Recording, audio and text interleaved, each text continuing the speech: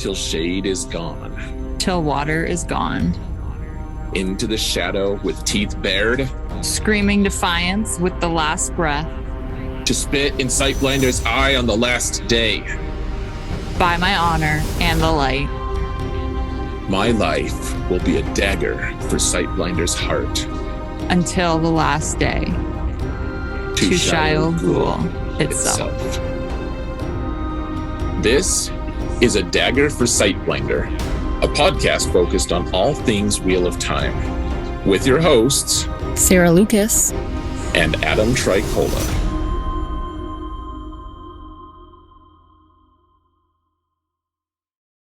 Hello, everyone, and welcome to another episode of A Dagger for Sightblinder. May you find shade this day. Sarah, how was the shade situation where you're at over in yonder Canada? Yonder Canada? It's decent. How is yours? Oh, there's an abundance of shade where I'm at because it's night. I don't know if you'd call it shade exactly, but it's... I think that is not how shade works. So how does shade work? Like it's something that's blocking the sun, right? Like it's respite from the sun. Right. So like I'm getting a huge amount of respite from the sun. Like I'm getting shaded from the planet. The planet's shading me. No. What? Prove me wrong. That's not how it works. The shade from the planet is being cast elsewhere. We don't need to get into this. Yeah, you're throwing a lot of shade here just to prove my shade theory wrong. Oh man.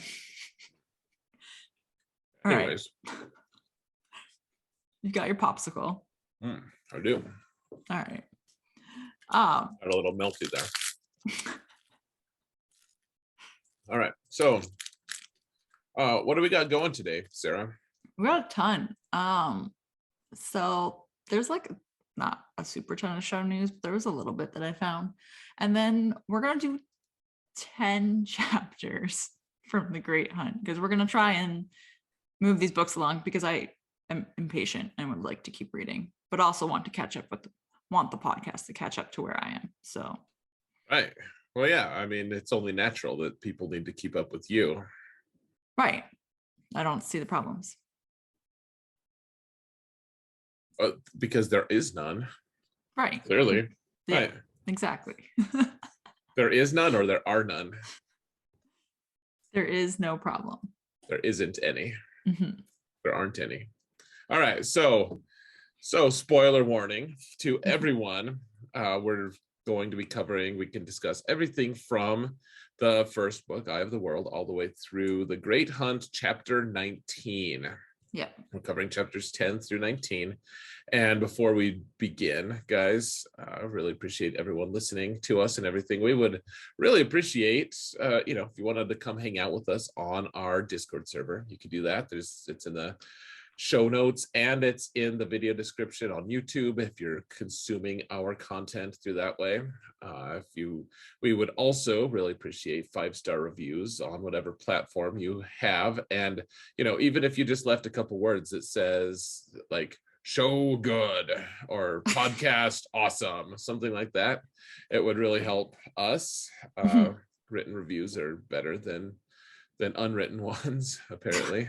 And if you're on PodBean, please give us a follow. We need to maintain our dominance in total following. We're not really that dominant, but we're like what, 10th place, 8th place, something like that.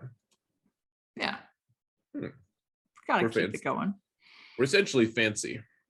Right. Fancy-ish. Fancy-ish. Yep. Yeah. Okay, so shameless plugs are out of the way. Awesome. It seems like you have some show news for us. Yeah, I got so excited when I saw this news. So I found this headline and I thought it was awesome, and I was like, this is perfect timing. The Wheel of Time confirmed for 3rd season, which is great because we don't even have a second season yet. right? Yeah. Doesn't that sound great? Like, awesome. Oh. So this says right in the subheadline that they are currently filming the second season, but it's already gotten early renewal for a third, and that it's going to be back again, and they go into this whole thing. And then the article got a little update blurb, and apparently the original source that they got it from, where they reported, so they reported this from another website, and the source that website got it from was incorrect. So it's only been renewed for 2 seasons, but I was very excited to read this because that would be promising, right? That they were basically already saying, yeah, you can have 2 more seasons, even though only one's been done. Yeah, that would be exciting. Mm-hmm. I guess we'll see.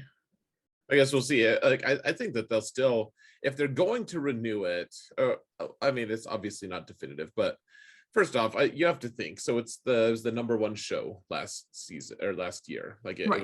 it topped all the, like, for all of the shows that were out there, that one had the most downloads. And maybe that was like a kind of a more chill year, like maybe it wasn't competing against any really crazy other shows, but at the same time it did really well. And I guess I would be surprised if they decided to can it. I think that they're waiting until there's filming for season 2 is over with, so that they can just kind of see what their assets are, reevaluate the situation, and then they'll move on. That's my guess. Right, which would make sense.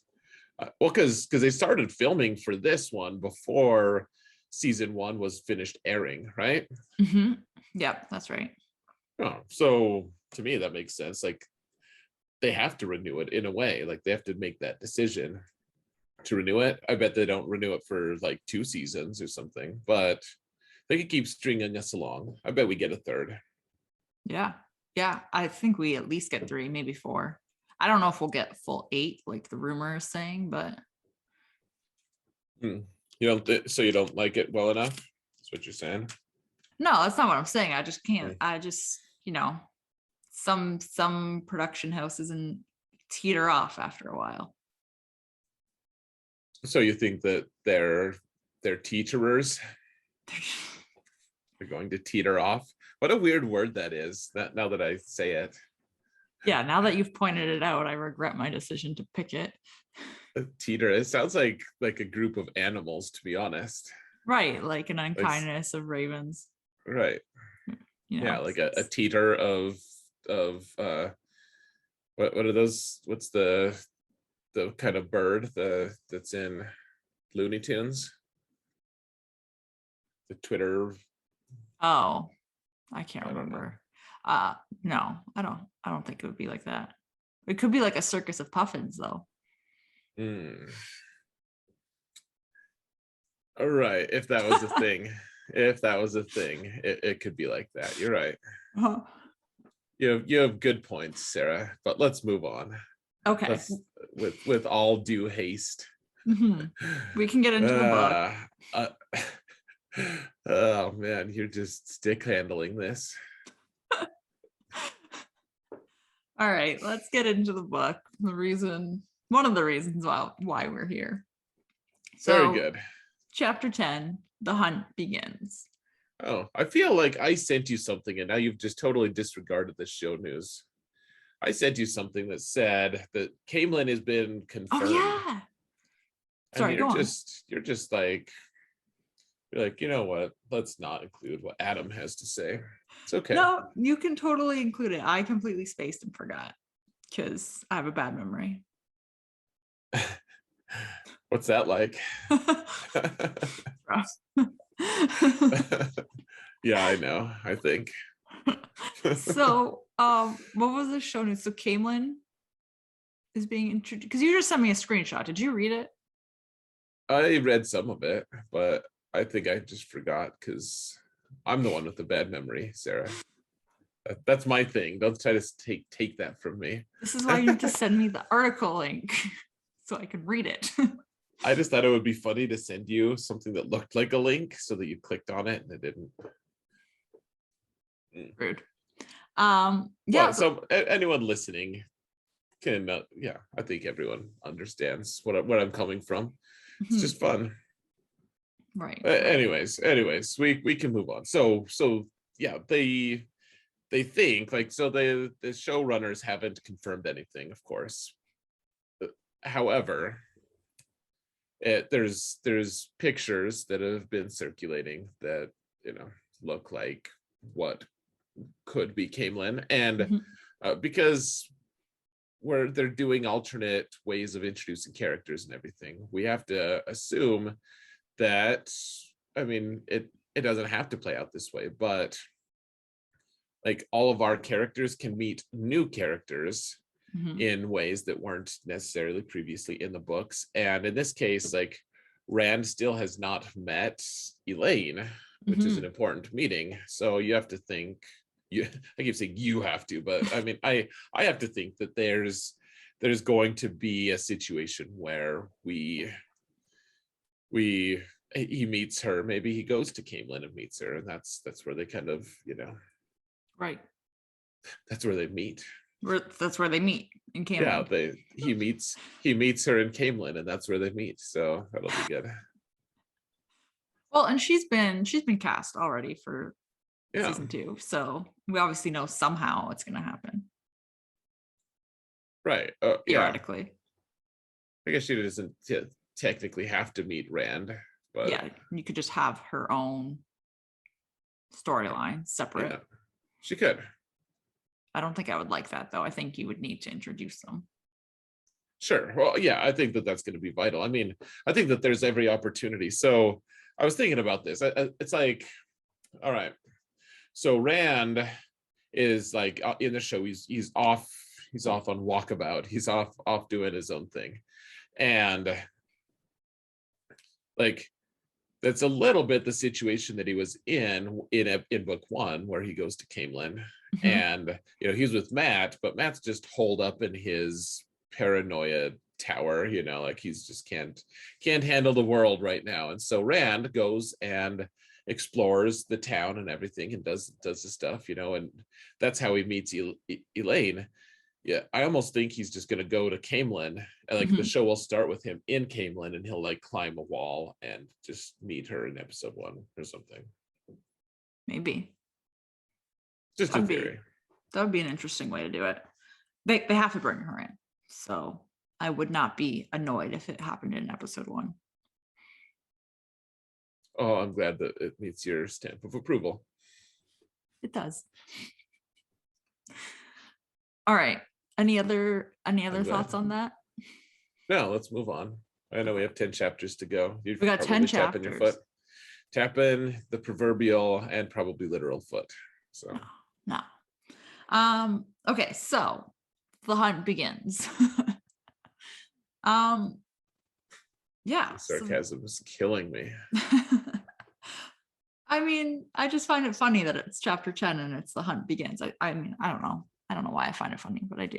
So we're with Rand, and he's, you know, with the group, Matt, Perrin, Loyal, Ingtar, Huron, like they're all going, and they're looking for the Horn of Valir because it's missing. It is, yeah. So yeah, this is such an interesting progression. So I mean, they're basically just chasing the Trollocs and everything, and the Trollocs are just like, they have, it's like they gave them such a long lead. It's, I don't know, it's just a very interesting situation. I think so they're going into the wrong kind of direction toward what they thought. Like, they're not going straight to Shale Ghoul. Right. And they have no idea why. And Rand wants to sit there and talk to, like, he tries to make things up with Matt and Perrin. And Matt tells him he can suck eggs. Yeah, they're not having it. Yeah. Loyal seems like he's good with him though. Loyal is, I mean, he's loyal. I'm not surprised at all. This is how he reacted. Yeah. And How would you react? if I was loyal or in general? No, we already know how loyal was. How would you react? Yeah. So your friend Mhm. is like acts foolishly and says like, "Hey, Sarah, like go away. I don't want you in my life anymore. I'm better than you." And Right. then they come back later, and you like believe them for whatever reason. You think that's convincing, Right. and then they come back later and they say, "Sarah, what I said was not great. Like, can we like get along again? That was me being foolish. Please let me back into your good graces." Like, would it be easy for you to let them back in, do you think? No. If so, like, you could forgive them, but then you did need to hold on to it a little bit. Yeah, I feel like it would be one of those things where you'd be wary about. Well, yeah, I I mean don't I that's don't think I would just leave like how Matt and Perrin are just not giving Rand the time of day at all to even apologize or talk to them. okay. Um, but it would definitely be wary, That's fair. right? I don't know. Would you just be like, yeah, okay, cool?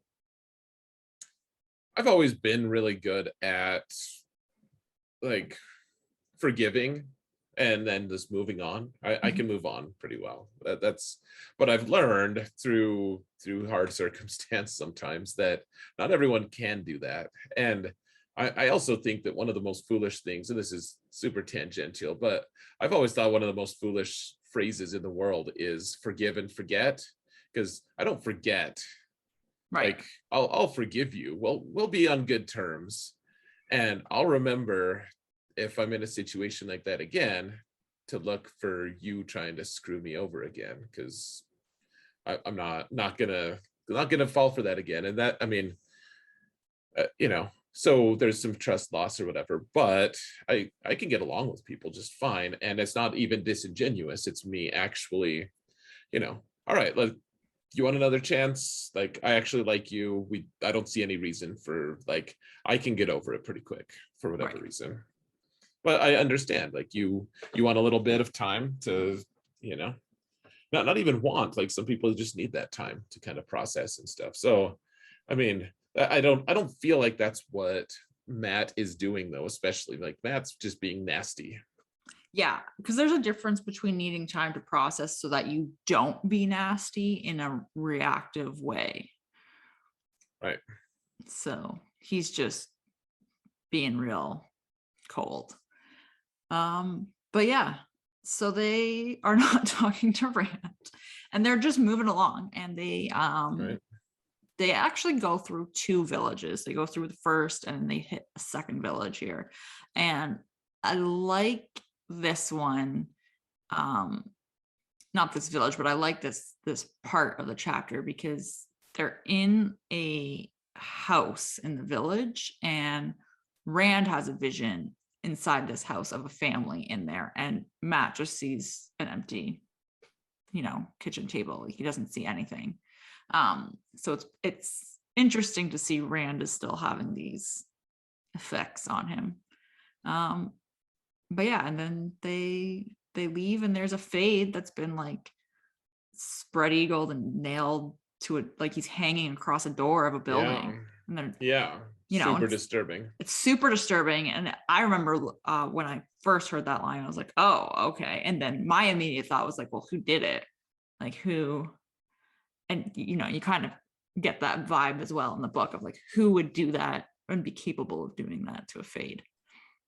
Well, yeah, like you get the sense that like maybe an Aes Sedai could kill a Fade, Mhm. but I doubt an Aes Sedai would have the power to actually nail, like stake him through the eyes to, yeah, like it, Yeah. yeah, and yeah, it's really interesting to so that, yeah, it's disturbing, and at the same time, it's also it's also like, yay, I guess. Like we want Myrtle to die, right? Right, exactly. You're like kind of happy about it, but you're also like, ugh, like, is whoever did that worse?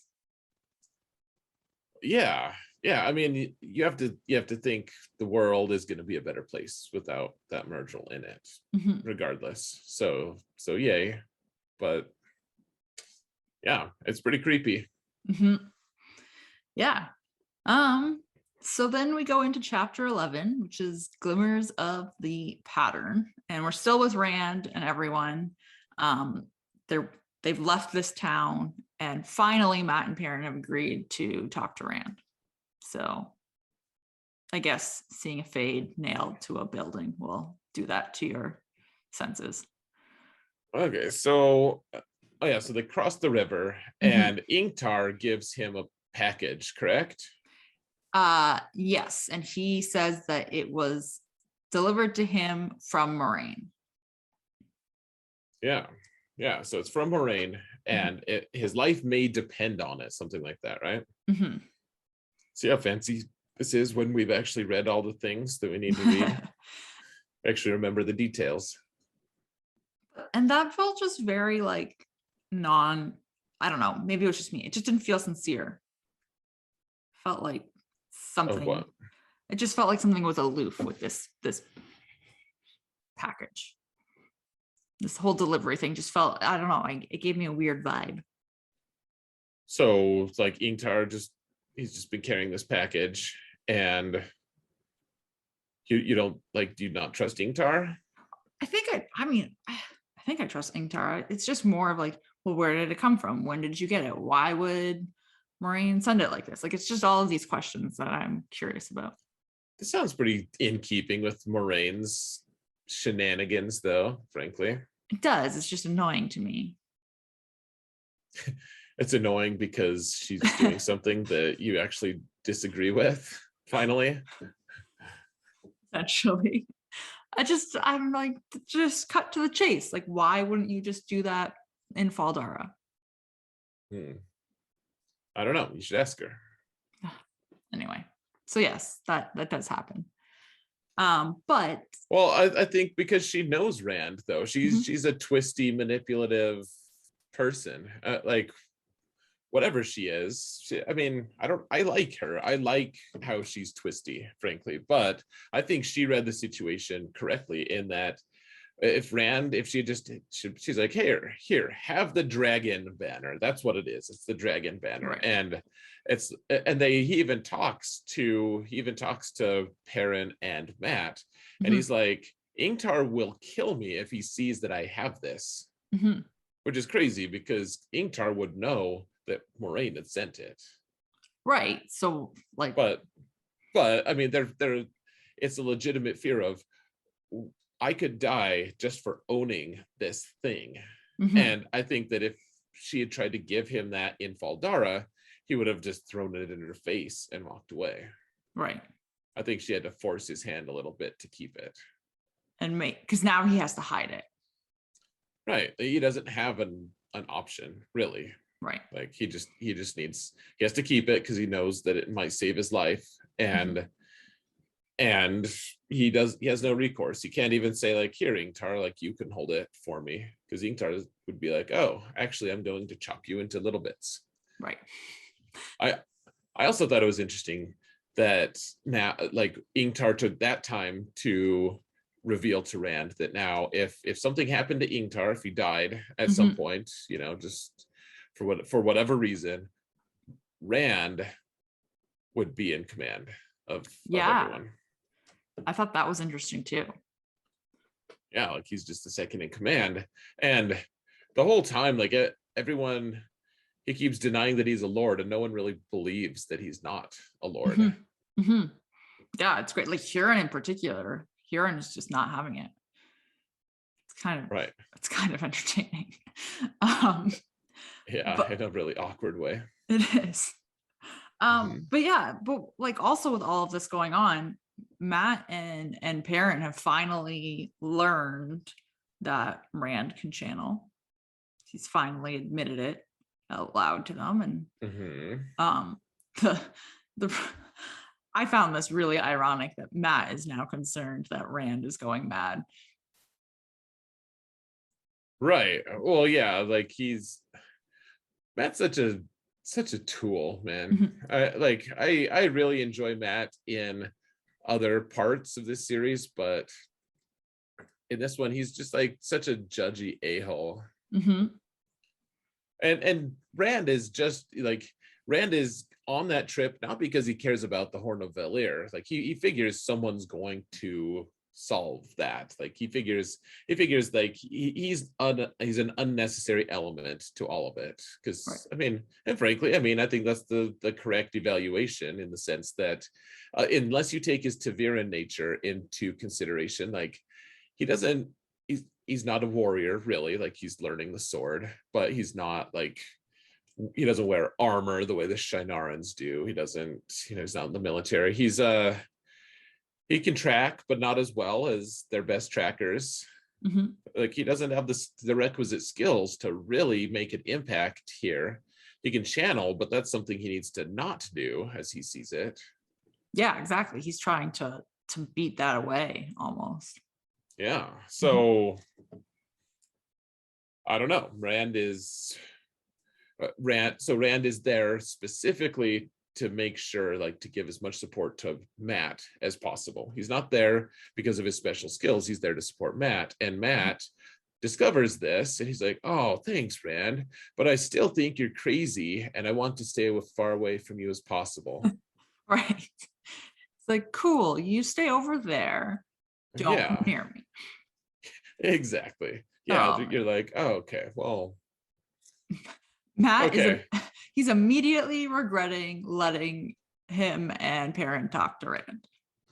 Yeah, yeah, and he's so whatever. I mean, I really do like Matt. He's a Mhm. genuinely fun character at a certain point, but right now he's a very early contender for the Mac Award of this episode. Very early contender. Noted. Okay, so is there anything else in this part of the chapter? Because we're gonna change points of view at the end. Oh, at the end of the chapter. Yeah, at the end of the chapter, we switch our point of view to the one and only Pat and Fane. Oh, that's right. Okay, so yeah, they lay down next to, like, Loyal's like, "Look, Rand, there's writing on this pillar," and Rand's like, "Shut up, Loyal. I'm Mm-hmm. tired of listening to your BS." Not really, but I mean, that's basically, I always think of my kids when I think of Loyal, honestly, because like I love the heck out of them. Mm-hmm. And after an hour of hearing my 8-year-old talk about some game he's invented, Mm-hmm. and I don't understand any of the anythings about it, and he's just like makes up names, like he's super creative, and he's just like fabricates these cool, like it's really cool really in the totality, but my mind is so numb from him. I'm just like, can you just please stop talking for a while? Like that's just how it works. I love him to death, and I want to hear so many more hours worth of that. I truly do. I just, sometimes you need a break. And Loyal's like, "Hey, look, there's writing on this stone." Right. Like I've been telling you about all this other ancient knowledge that I have that you don't care about, and it's all very technical. And Rand's just like, can we Stop. just, yeah, like, writing on a rock, can we just, I'm over it, Loyal. Right. He's like, let's just not. Let's take a break. Right. And it's like Loyal would have the same reaction as my son, honestly. Like my son, if I was just like shut up, I don't want to hear it, like if I said something sharp to him, Yeah. like he'd just be like hurt and wounded, and he'd stop. And same with Loyal, he's just like, "Ooh," I get so you know. sad when Loyal gets hurt. Yeah, it is sad. It But at is. the same time, I keep thinking of like, why, you know, I like Loyal a lot.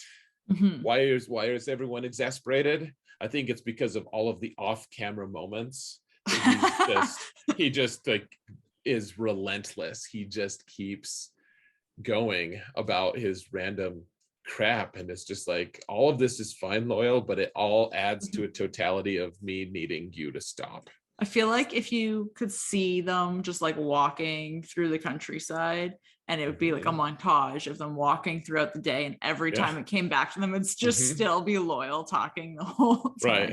Yeah, like he'd constantly have his mouth open, like as they switched, just like keeps talking about this, and Rand is just rolling his eyes in various postures. Yeah. So but it's Loyal. I can't be mad at him.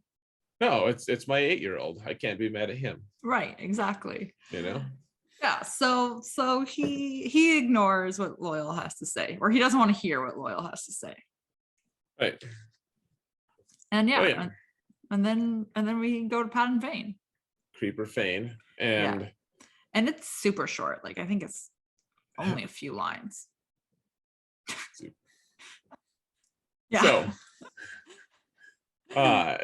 like he's basically just saying he can track Rand. He knows exactly where Rand is. He can point at him. Yeah, and he's aware that like something weird is going on with him. Like he, is changing somehow. But he, we know that he's got Matt's dagger and he's got the horn, or the chest that the horn is in, but he can't open the chest. He can't get into it. But he's got both of the items with him. Yep. Yep, and he's a brutal fellow. He's the one who killed the Murdrell. So what's interesting to me here is the source of his power. Like, it's not the dagger. Like, he likes having the dagger. The dagger helps him some, but he's got his own, like, just some source of power, and it's not the one power. It's like he's not channeling. Right. But like, he's able to kill that Murdrell. He doesn't use the dagger in any way to do that. He's driving, he's using a mallet to drive a stake into his eyes. Like, it's gruesome and everything. He's talking about how, it's like ecstasy for him. But at the same time, like, the dagger isn't the source of his power. Something is, though. We don't know what it is. Right. Which is ominous. I know what it is. You know what it is. Yeah. Yeah. So I'm fancy though. All right. Be fancy in chapter 12. Very good. So chapter 12. Yeah. It's called Woven in the Pattern. Oh, and we're with Egwene and company. Yeah, we're back in Faldara. Can we just start? You called her Egg, E.G. Can we just start calling her Egg, like E.G.G.? Sure. You can do that. I'm gonna do that. I like the idea of calling her Egg. Anyways. Yeah, so this is basically like we're back with them pretty much right after Rand and them have left. Right after, that arrow flew through and nicked the Amerlin seat. Because they're still in chaos trying to find who it was, and they haven't been able to find who did it. So it's not that much time has passed, basically. But yeah, the Amerlin seat, she wants to leave. She's like, no, we don't need to wait around for this and find this guy. Like, we're gonna get out of here, and we're gonna take Egwene and Nynaeve, and all of us are gonna go to Tarvalon. Yeah. So. Yeah, and Agomar's like, no, let me just find the killer, and the Amerlin's just like, she just has this like real moment of like, honey, everyone wants to kill me, right? Like, I don't even care who it is. Like, it wouldn't make a difference if I got to meet them. Like, then I'd just meet someone who's unpleasant to me. So right, she's just like, I don't have time for this. We're leaving. Right. Yeah, like, someone tried to kill me, who cares? Oh, here's the thing, though, is the Amerlin knows that that person was trying to kill Rand, not her. Yes. And so she's actually just like pretending like she's covering for Rand is what she's doing. Because, I mean, I think we've learned pretty quickly here that the Amerlin and Moiraine, they don't want anyone to know about Rand. Not yet. Right. So it would make sense that she's trying to cover this up in a way, especially when exactly what you said, where she's just like, this is another tally of somebody who is trying to kill me. Okay, good for you. I don't care. It's so easy for her to take that and have that be the cover story. Yeah. Because it's something that is so believable. Yeah. Yeah. Oh, well, and at the same time, she has to be careful. She doesn't want to cause like an international incident kind of thing of, I mean, she's a foreign dignitary and she like who's had blood drawn on her from a place that should be of complete safety.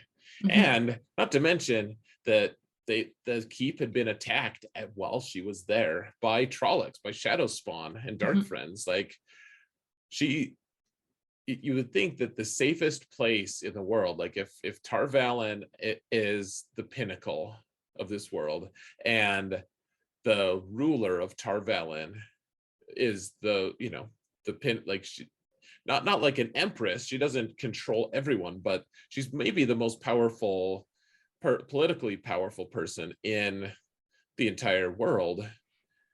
And she goes to somewhere and she suddenly like she gets attacked. She should be in the safest place. She should be the safest person in the world, is what she should be. Is what I'm trying to say. And so the keep is attacked while she's there, and then an assassination attempt on her seemingly happens. Like she has to be careful not to make it into a big international incident where like the White Tower takes offense and curses Zaldea or something. She doesn't want that, because she knows that things are happening outside. Like in reality, her presence there has nothing to do with the events that have actually transpired. Right. She just happens to be there. Right. And so she can actually help things. She's in a position to help, to like she can bend some of people's perception into her. Like she can take everyone will see the events happening in through a different lens of seeing like the Amyrlin is doing things. Right. Exactly. Because they'll see it as the Amyrlin is being impacted, whereas she knows that it's not actually her, it's other events, but she can take the blame. Like she's in a position to do that. So yeah, she's like a shield. Yeah, it's just kind of fun to see like her opportunistic approach to it of like, oh, well, since I'm here, sure, I'll take that hit. That's fine. Like that's actually good for Rand and for our scheming. I'm glad I was here in a way. Yeah, exactly. It helps them. Yeah. So so they leave. They start going to Tar Valon and camping along the way. And along the way, Egwene and Nynaeve are in their tents and they are visited by other Aes Sedai that are going with them, and they give them some lessons in channeling. So this is where you really see that Nynaeve struggles with consciously channeling. She's only really capable of doing it when she's angry, and she can't just turn it on and off. And Egwene starts having some interesting dreams. So we learn that she could potentially be a dreamer. And I mean, a lot of her dreams in this particular chapter have to do with Rand. So it's always interesting to me. Yeah, this section is always it's like, okay, so everyone's split, and this is all intentional this time. Like this is the first time that they've intentionally went their separate ways. So before it was like Shatter Logoth divided them, but then they eventually got back together. Right.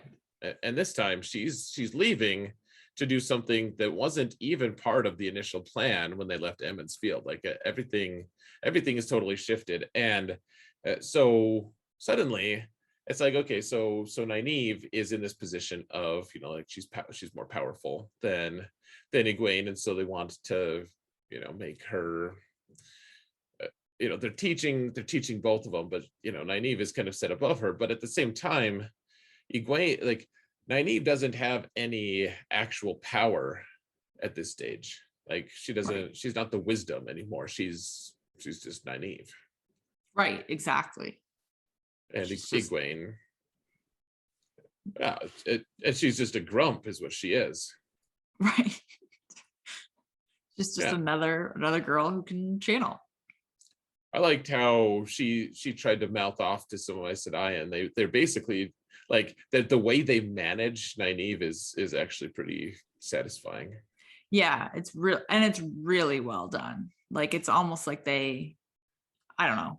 I obviously don't know enough about it because I'm not that far in, but it's almost like they have had this um, type of experience before with other people, and are like, this is how you manage this type of person. Yeah, well, and that comes from experience. And Aes Sedai Mhm. are all pretty dang old, actually. Mhm. So that's part of it. I think, yeah, it's just fun to see them managing Nynaeve. And shit, they're like, oh, Nynaeve's like, I'm gonna leave, and then they drop some tidbit, and she's like, oh, I guess I'll stay. The Right. way, but they never resort to just like picking her up and sitting her down. It's always just like, oh, don't you want to do this? Like that, here's a suggestion to like they're all of them are master manipulators, really, Yeah. is what it is. Like Moraine is maybe better than a lot of them, but at the end of the day, they're all it's just a brood of vipers. They're all just so twisty, and it's fun. Yeah, it is. So it is really interesting to watch, and just also to see like how they manage Nynaeve and how she reacts to it. Like there's no real she's obviously stubborn, but it's almost like that stubbornness subsides really quickly. Mm. Yeah, that's fair. But like it doesn't, because we see it, come back later on, which we'll get into, but Right. it's like she knows that there's a line and she's walking it very delicately.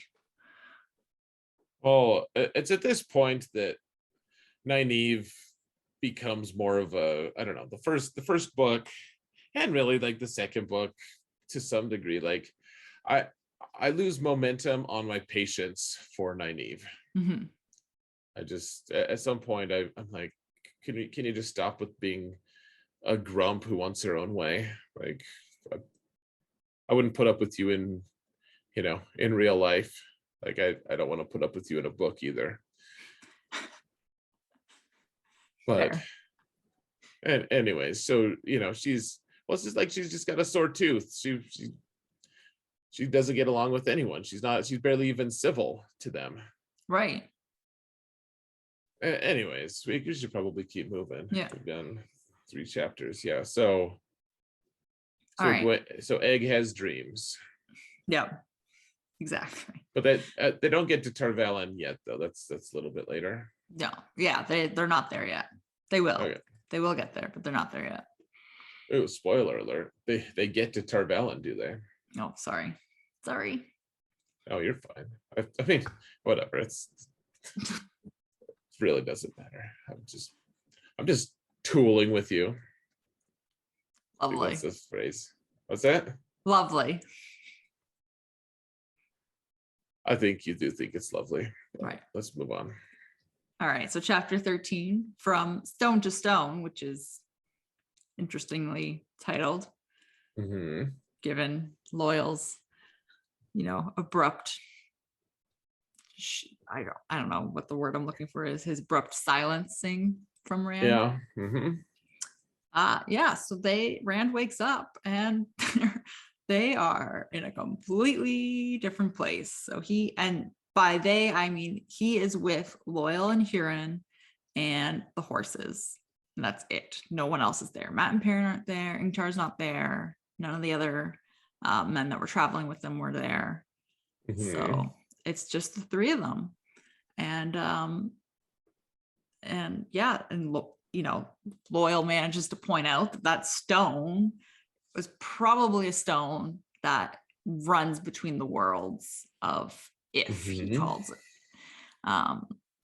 And because Rand, I guess, went to sleep leaning against it, he inadvertently channeled somehow and now they're in this world where it's kind of like the Upside Down in Stranger Things.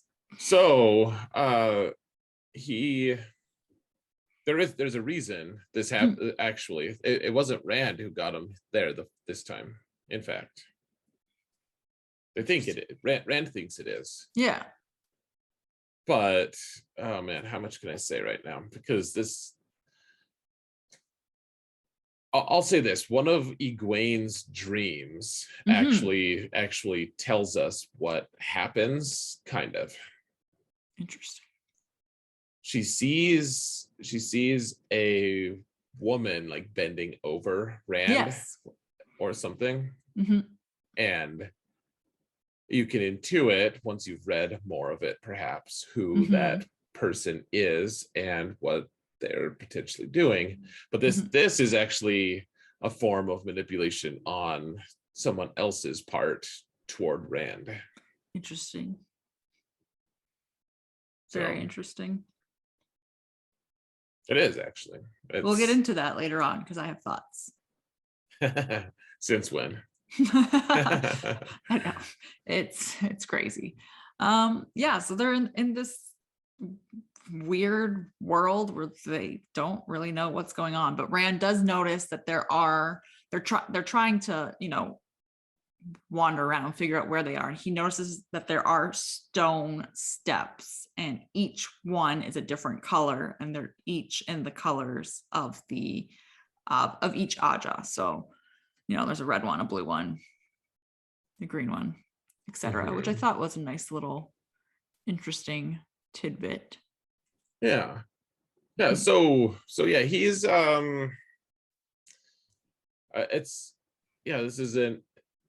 this is also where he decides to allow Huron to start calling him Lord. Yeah.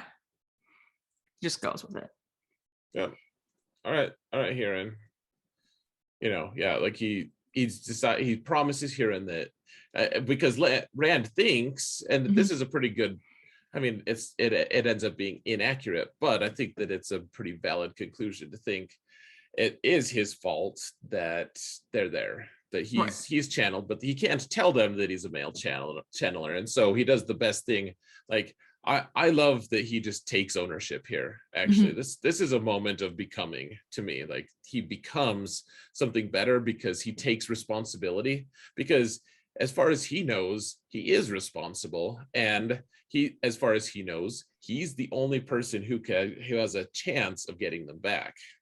Right, exactly. And so he does the best he can. He says, all right, well, Huron needs to have someone who, he's just going to fall apart if he doesn't have someone he can believe in. Like he needs someone, and like it clearly makes him uncomfortable, but it's not because we can see what's in his head. We also know that he's not seeking fame or power over Huron. He's just he's doing what he can, what he sees as the best for him. Like he's being benevolent is what he is. Right. I really like this part about Rand. Like he's not seeking fame or glory. It's just kind of being thrust on him in some ways. Like he suddenly is the leader of the group, and he has to accept reality and move on. Right. It's a nice little bit of development for him. Yeah, I like it. Yeah. It's fancy. Yeah, so this chapter was pretty short. So yeah, I don't think there's anything else. I don't remember anything else that really stood out in it. Yeah. Well, so Rand tries to channel and get back, but he can't. And then they start following the Dark Friends trail because Huron can still sense it. Correct. Right? Yeah, he can still, trace it. So they're just following Huron at this point again. Yeah. So chapter 14 is Wolf Brother. So we go to Perrin's point of view, which is nice. I love Perrin point of views chapters. Me too. So everyone else, has noticed that Rand and Loyal and Huron are gone, and like as if they've just vanished. So Perrin decides he's going to talk to the wolves to see if they can help. He's pretty sure they can do it. And he ends up telling Ingtar that the wolves were the ones that told Perrin that Rand went south. And so they have this little conversation, and Ingtar ends up suggesting to Perrin that, you know, he shouldn't tell anyone that he can talk to wolves, right. which I thought was interesting. And that, like, it's almost like another person being like, oh, you need to keep this quiet. Like, they're gonna think you're crazy. Yeah, don't go around telling people about this. I don't think you're crazy, but they will. Right, exactly. Like, appreciate the intel, but keep this to yourself. Yep. Mm-hmm. Yeah. Yeah, and then Varen ends up riding up to the group at the end of this, and she says that Moraine has sent her to them, and, you know, she's looking for Rand, which is interesting. Oh yeah, so yeah, Varen disappeared, and so did Leandrin and Moraine. They all just disappeared, and the Amerlin's super pissed that happened in the last chapter. Yeah, so yeah, Varen's here though. Yay for Varen, I guess. I'll just say this. People reading this now should watch Varen. In every time she comes up, you won't be disappointed. There's some really interesting things going on with Varen. Interesting. Throughout the series, and I won't say more than that, but she's someone to pay attention to. She's much more than she seems. I guess that I won't. That's a little bit that's maybe too grand for her, but she's definitely, she holds a place of significance more than she would previously, like more than you would think. Right, just by reading and not really focusing. Sure. Well, and you might not even understand exactly what it is you've seen a lot of times, but like at some point there's this moment of like, oh, that's actually quite interesting indeed. And I'm glad that, you know, now I have further context. So I don't want to get further into it, but yeah, she's definitely someone to be paying attention to. And I think like they do a really good job actually of showing like her, like she puts on a little bit of a vague facade where, you know, she's a brown, so she's a scholar, and they show, you know, like she's just kind of fuzzy and confused all the time because she's always thinking about her scholarly things. But, you know, so she kind of puts on this act though, and they do a good job of chronicling it in this book of like, for a moment they, you know, so and so thought that they saw like a more sharp featured Varen, like she's paying more attention, and then she gets back to being vague again. You know, and that happens actually with Egwene and Nynaeve when she's teaching them in a previous chapter. Right. So anyways, Varen's there, and I love that they're like, oh, our tracker guy, like our Huron is gone, and she's like, oh, you lost your sniffer? And it just made me laugh because they had gone through great lengths. They're like, oh yeah, like we don't want the Aes Sedai to know how we're tracking them, like because we think the Aes Sedai would disapprove of our sniffer, you know, who can smell the violence. And then she goes up, she's like, oh, your sniffer's gone, and everyone's like, wait, what? You know about him? You weren't supposed to know that. Yeah, exactly. I just thought it was funny. So yeah, anyways, just she's there with them. Yay. And Perrin is telling everyone that he's a sniffer now. Right. Seems fair. Yeah, so then we go to the next chapter, Kinslayer.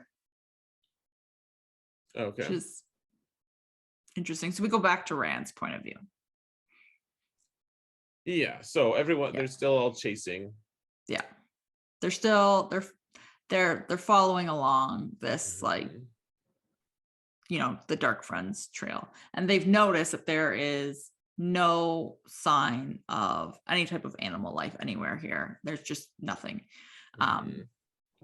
And I really like this part where they come up to the stream, and Rand ends up deciding that he makes Loyal and Huron wait, and he's like, I'm gonna drink some of this water first, and if nothing happens to me, then you guys can have water.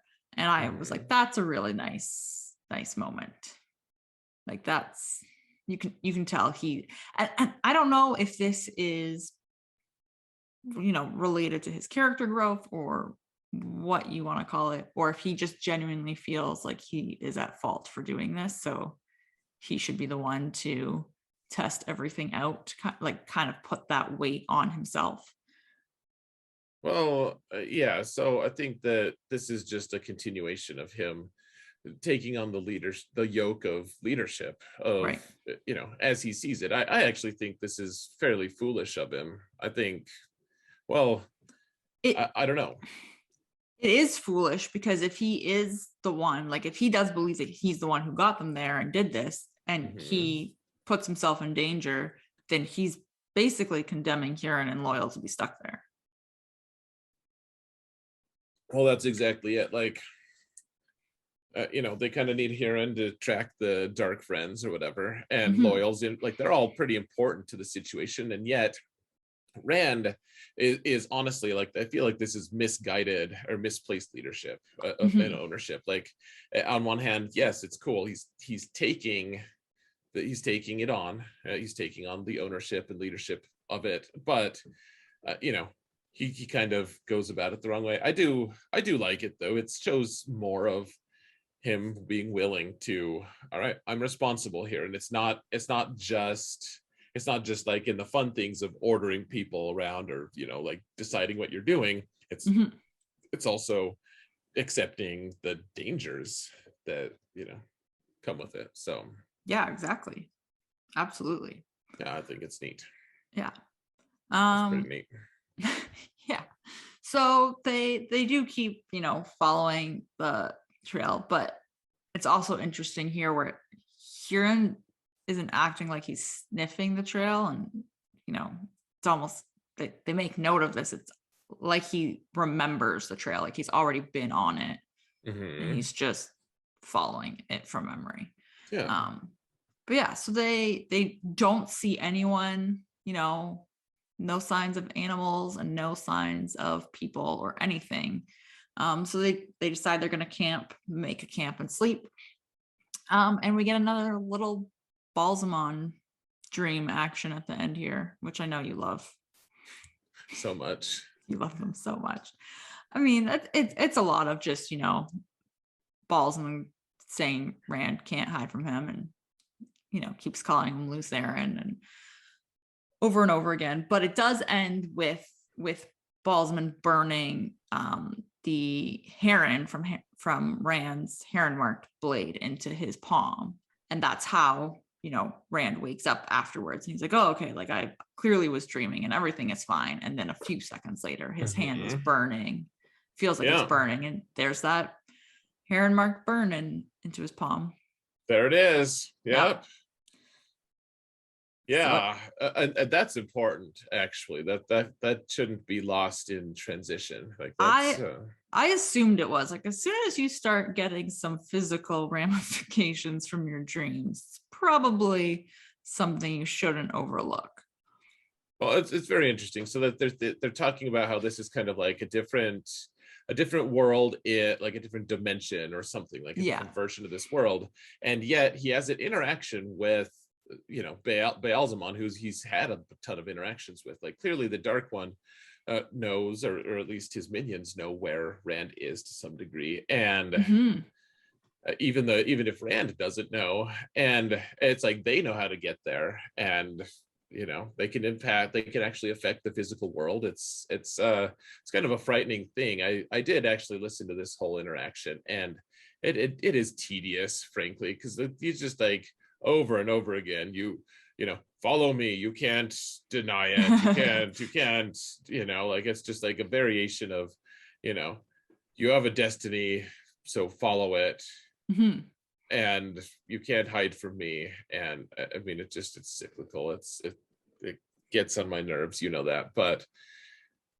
at the end of the day, it at the end, like he does get burned, and it is significant for later things, right? in fact. So yeah, Perfect. it is. And so Rand actually takes the full, it's their first night actually there, and he takes on the entire shit, like all the guard shifts, right, that time. Like he does the watch every time. Yeah, so good job, Rand. good job. And Huron gets mad. He's like, you shouldn't have done that, Lord Rand. I just love that he calls him Lord every time. It's so funny. It is. It's wonderful. It I is. like Huron, actually. I like him too, don't get me wrong. I just find it entertaining. Yeah. Okay, so yeah, let's just keep moving. All right, so chapter 16, In the Mirror of Darkness. So we're still with Rand. They're still moving through this weird world. And they see, like, in the distance, this spire, and they, Huron immediately starts thinking it's Hawkwing Spire, and Rand thinks it's Hawkwing Spire, and they want to move towards it and move closer to it. So they do. And as they do that, Loyal is the one that points out, and he's like, I don't think that's Hawkwing Spire. Like, I think that this is, and he says, he's like, I think this is a world where the Trollocs actually won. And that is there to, basically celebrate that they won out and over humans. So, and they have like this really interesting conversation about this, because they haven't seen any Trollocs. And Loyal just points out, he's like, well, Trollocs are violent and they just kill things. So once they run out of humans to kill, they're just going to start killing each other. Right, which is kind of disturbing, but an interesting insight all the same. It is disturbing, and it is, but it's interesting because it adds to this whole factor of why you don't see anyone there. Right. Because they've all died. Right. Well, at least in theory. At least in theory, that we think. But yeah, so they come across a woman who is fighting off some kind of creature. Some random woman, yep. Random woman. And, Rand ends up thinking that she is more than beautiful, is the exact words, I believe, as I roll my eyes at Rand here. And he just makes a lot of comparisons between her and Egwene, which is, just funny, but whatever. But yeah, well, so how can, that's his frame of reference. Egwene is his significant other, as he sees it still. Like, they're still totally kind of betrothed, like not really, but kind of. Kind of. And he's still a teenager, and he sees this beautiful, just like super hot woman, just ridiculously good looking, and he saves her. He shoots the frog bear thing. Yeah, he does. And they end up obviously talking to her, and they learn that her name is Selene, and she agrees that she's gonna travel with them through this world in hopes that they can figure out how to get back. And ominously, I thought this was very ominously, as they're leaving, more of these creatures supposedly start appearing behind them. Sure. Which is interesting. Yeah. Especially when you haven't had anything in this world this entire time. Right. Oh, well, yeah, there's been nothing. And I guess that's fine. I mean, so you kill one of those things, you have to think maybe they crossed some kind of invisible barrier of, there's something more going on here.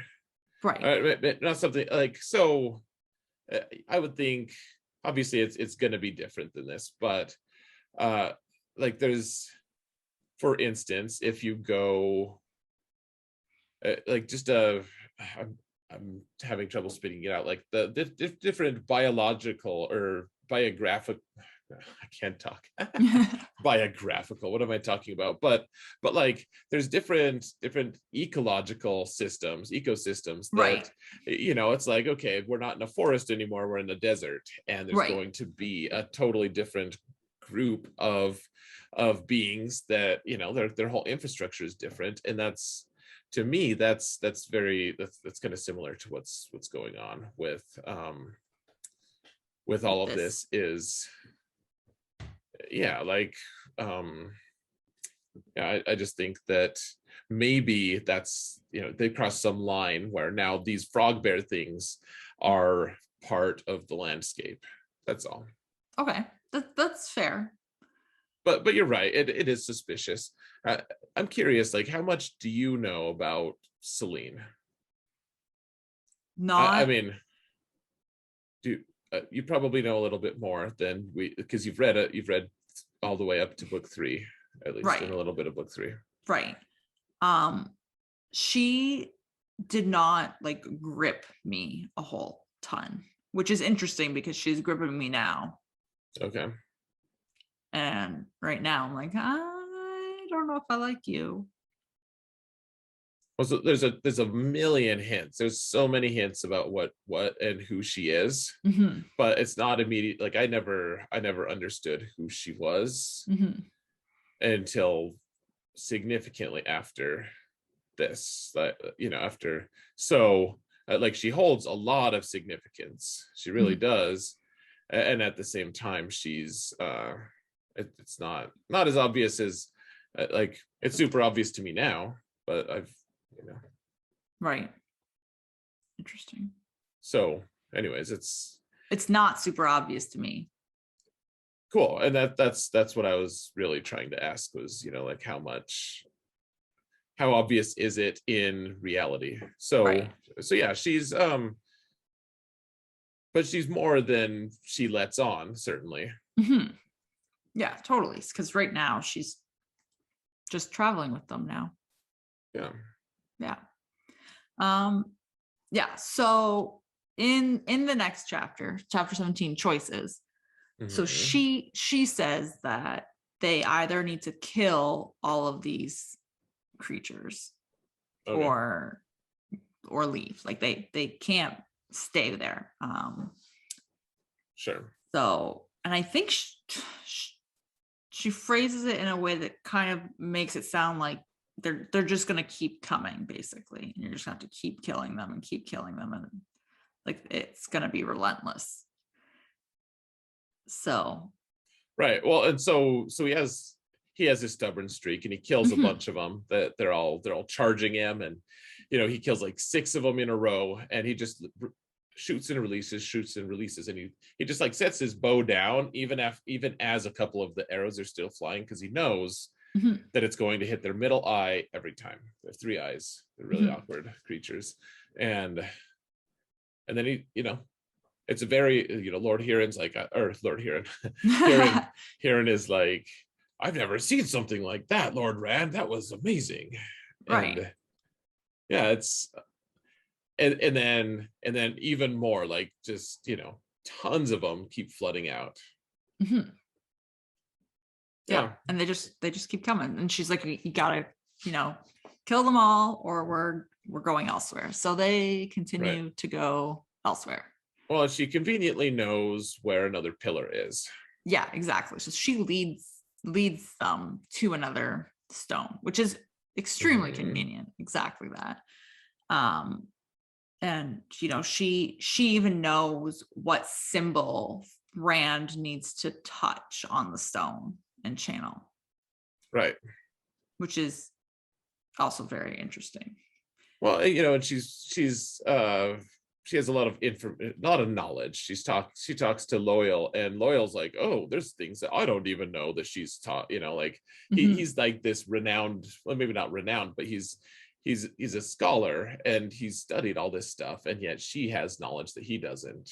Right. So she can point out the symbol, and it's kind of plausible given kind of the background that she's presented. And so eventually Rand gets him out.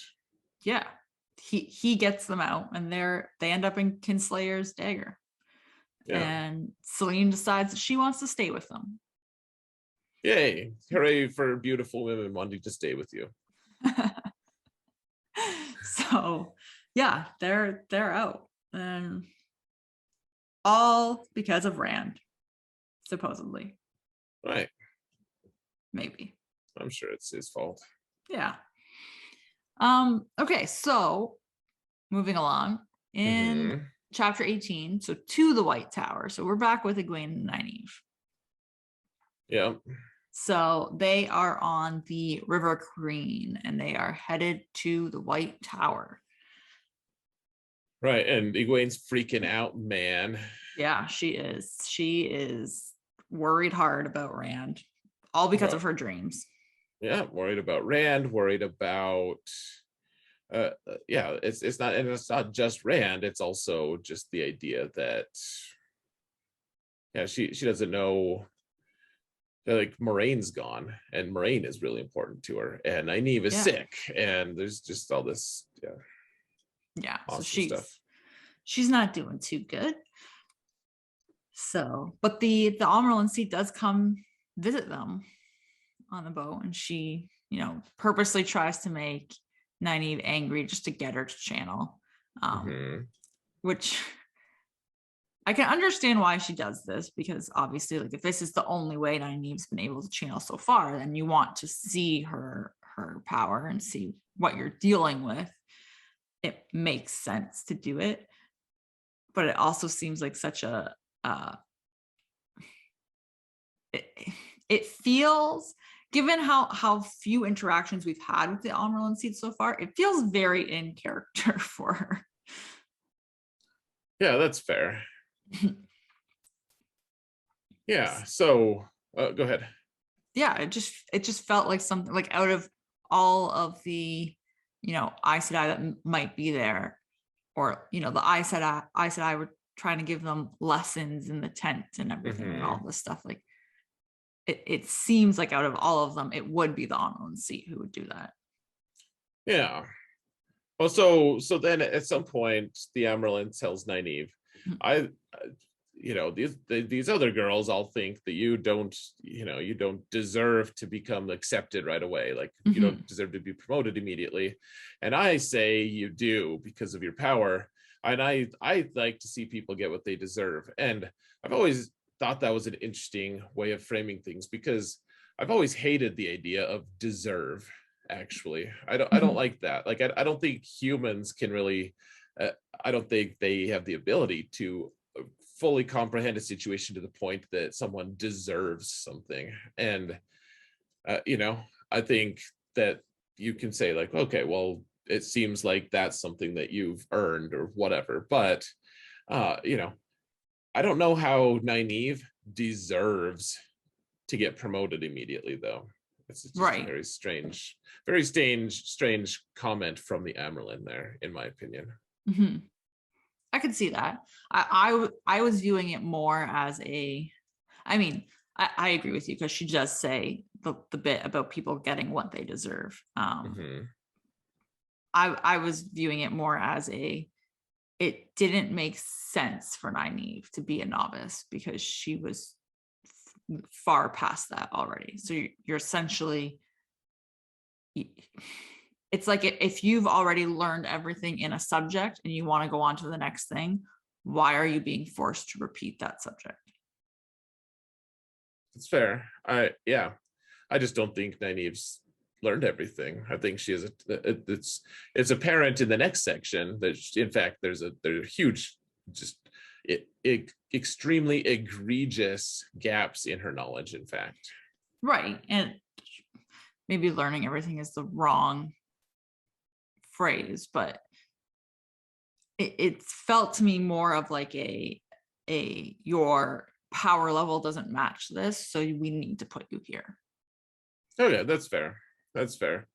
I take exception to the word deserve a lot of times. I'm like, I don't, there's certain words, I mean, you know me well enough by now. I'm just like, I'm very particular about the words I use and about the words I use to describe things sometimes, and because I feel like sometimes those words have you know, a lot of subtle power to them, and you know, like they can really control the way you perceive the world and interact with the world. And so, you know, deserve is, it always just drives me crazy because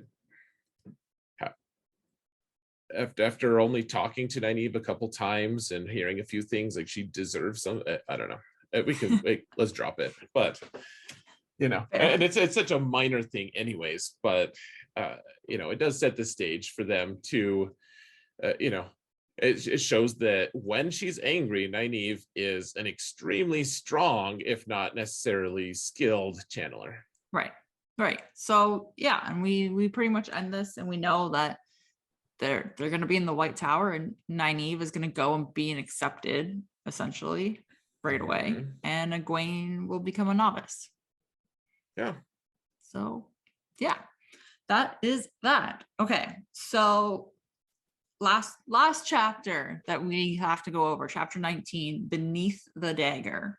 Oh man, this is a big one. This is a big one. So they're again, they've gone through the stone. We're back with Rand. They've gone through this portal stone that Selene has found, and they're in Kinslayer's dagger. So they're camping. Okay. And Rand finds Selene searching through his bags overnight. And she claims that she needed a new shirt because her dress is all spicy. Dirty. Yeah. So this here is just super weird. Just yeah. Don't you just get this really sketch vibe? Oh, well, yes. So he goes to bed with the bags next to him, and so she's clearly, you know, and it mentions that, and so she's clearly looking for something, and she's like about to open the dragon banner, which is, you know, like, don't, that's dangerous. Stop. Yeah, you know. And you know, Rand catches her in time, but this is where his naivete just totally takes root. Like, right, she's just like, yeah, I just wanted a shirt to, you know, change into. Yeah. He's like, oh, okay, cool. Oh, that you're so hot, I believe you. Yeah.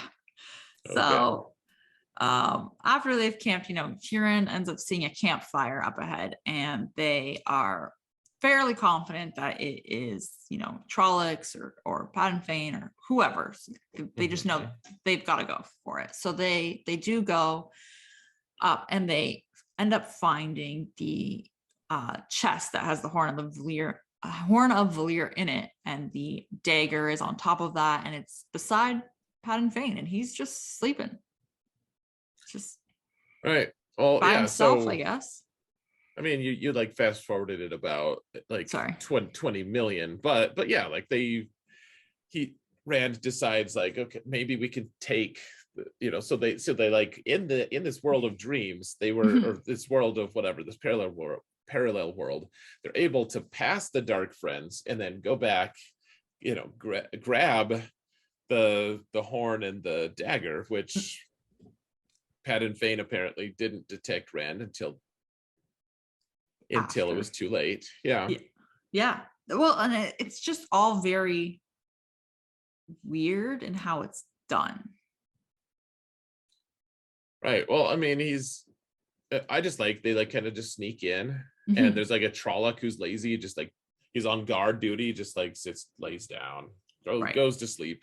And Rand takes this moment. He's kind of been pushed into it by Selene a little bit, but he's like, we could do this. Like, let's Loyal's here to carry the chest. Like, we can manage this. And so they grab the things and run. And Celine's been telling Rand this whole time that like he needs to use the void, and to use it properly, he has to, you know, surround himself in it. And, you know, and that's what he does here. He ends up doing that so that Loyal can grab the chest and they can back away, get out of there and that's when Pat and Fane wakes up. Like they take it and they're leaving.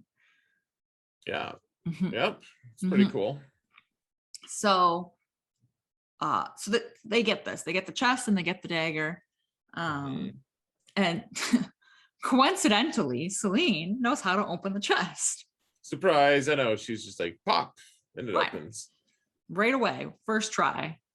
Nailed it. Nicely done, Celine. And she can read the words that are on the horn of Valere. Well, I mean, she's a scholar.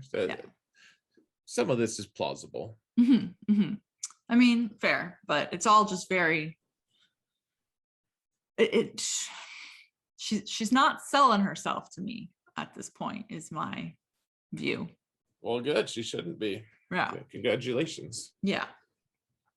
And yeah, so she opens it, and then they start talking about the dagger, and she also wants the dagger gone. Like it can't stay with them. And Rand's like, no, we got to keep it. Like, this is the only thing that's going to save Matt. Like, we got to keep the dagger. And she's all like, I told, like, we need to just get, she just clearly doesn't care about Matt and his well-being. She's like, no, don't do it. But Rand ends up putting it in the chest with the horn of Valere. And, he hopes that that's going to be enough to keep them safe from it. Because as we learned beforehand, Matt should have been the only person to retrieve this dagger. Right. Without having it affect him. So, right. Yeah. And then we have another point of view change. So we're not even done yet. We're not even done yet. We go back to Pat and Fane. Back to him, as he's waking up, and he sends the Trollocs after the dagger. After the dagger specifically, I thought this was interesting. He is freaking out that the dagger is gone, not that the horn's gone. Yeah, so, an important point. Very important point. Just gonna point that out. And then he also is aware that like his thoughts are, different and not quite himself, so to speak. He doesn't know what it is though. And he's aware that he's a crazy person. He's aware, that he's going or is crazy. But I believe, if I remember correctly, it ends with him saying like Rand will pay for what they've done to him. Well, or what's been done to him. Yeah, he can point straight at him. Yep. So creepy. Something's being done to him. Something is. Yep. And Time that's it. Tell. That's all 10 chapters. All right. Who's the Mac? Whew, man. Okay, so I know Matt was like a super early contender for it. Then he kind of like stopped being. I mean, we haven't really interacted with him too much. I want to say it's Celine, but I'm super biased because I don't like her right now. So I just want to say she's annoying. Okay. I don't know if that makes her actually annoying. Is this like a Narg moment? Am I having a Narg moment? I mean, I don't think it's unreasonable to pick Celine. I think it's the people listening to this who know the story. Like you guys will understand my dilemma here. I think it's reasonable for you to choose Celine here. Yeah, you can choose Celine, I guess. Well, because who else do we really even? Well, that's the thing. Do you pick Rand? Because I don't think you pick Rand. He's had a lot of, pretty strong moments, I think. Oh yeah, you can't pick Rand, in my opinion. It's not Rand. I don't think it would be Huron or Loyal. Like they're both just trying to do what they have to move this along. Do you pick Nynaeve because she's stubborn? I would pick Nynaeve, actually. That's a great point. Yeah, I would go that route for sure. Yeah, goodbye, Nynaeve. You are the Mac. All right, fair enough. She can be the Mac. Yeah. What? She's back to being stubborn, and then listening to the Aes Sedai, but also being stubborn again. So she's towing that line. Yeah. I feel like Nynaeve is going to be my choice sometimes moving forward. Yeah, she's just obnoxious. That's all. Mm-hmm. Okay. Well, next week we'll do another 10 chapters. Whew. All right. I'm moving through it. Yeah. So we'll do chapters 20 to 29. All right. With that said, should we call it a day? I think so. I think right. we've talked about everything that we can talk about. That we ever could talk about. Right. Awesome. Cool. Okay. So, well, thanks for hanging out. Yeah. Thanks. Thank you. It was good. Awesome. And thank you everybody for listening and or watching. It's been fun. May you always find water and shade.